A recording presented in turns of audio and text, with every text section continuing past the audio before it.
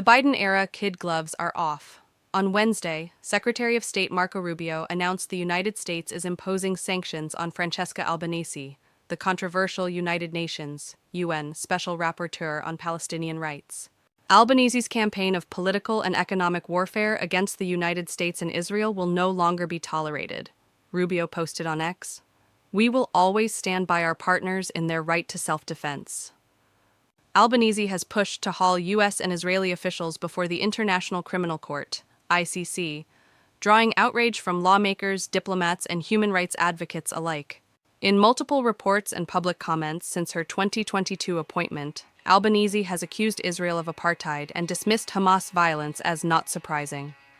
According to her July 2025 report to the UN Human Rights Council, Albanese claimed the U.S. may be liable for the international crime of aggression for President Trump's strikes on 3 Iranian nuclear sites. Albanese has also taken aim at American-based companies supplying defense technologies to Israel, suggesting they should face legal consequences for aiding and abetting alleged crimes. In a now-deleted 2022 post, she questioned whether the Jewish lobby controlled U.S. foreign policy, a comment she later retracted amid criticisms that it espoused anti-Semitism. The State Department is to be congratulated for finally taking action against Albanese, her virulent and violent anti-Semitism, and her constant attacks on the United States, American businesses, and the very existence of the State of Israel, said Ann Bayevsky, president of Human Rights Voices and director of the Touro Institute on Human Rights and the Holocaust, in an exclusive statement to Fox News Digital.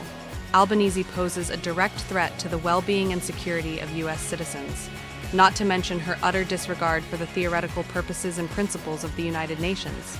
And as such, the United States is not obligated to admit her. President Trump's executive order requiring action on international actors, bent on throwing American and Israeli soldiers into international criminal court dungeons in The Hague, needs even more enforcement, Bayevsky added.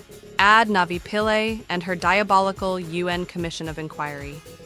There is an answer for those who would incorrectly argue that the U.S. is impotent in the face of the U.S.-UN host agreement.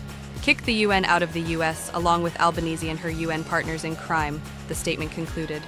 Israeli leaders quickly backed Rubio's move.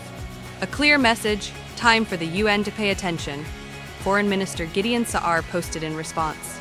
Israel's UN ambassador Danny Danon also weighed in to the Jerusalem Post.